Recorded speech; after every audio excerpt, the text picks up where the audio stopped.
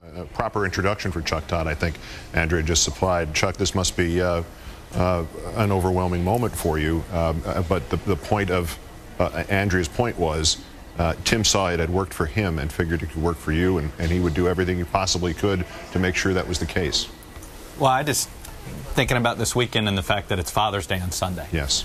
And I don't know of anybody that has made people appreciate their fathers and their relationships with their sons than Tim. I mean, if there has to be a weekend where we have to mourn the loss of Tim, it's Father's Day.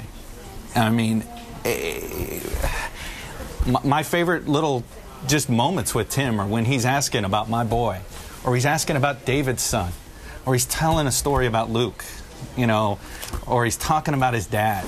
And, you know, obviously anybody with a son or a father, and, you know, Tim is just such a family guy. And that's what I think, you know, what Andrea was getting at here. And sort of, I think the thing that all of us are sort of shaken right now is that he was sort of everybody's father figure here at the Bureau. And he was the cheerleader, and he was a consoler. And when you think about, you know, any of our colleagues that have had health problems or family members with health problems, story after story you hear, you know, God, Tim called me like 6 times to check in on my dad, or Tim called me to check in on my mom, or, you know, on my child. And you know, it's sort of that stuff that you want. I mean, I think there's no doubt the world knows what a great journalist he was.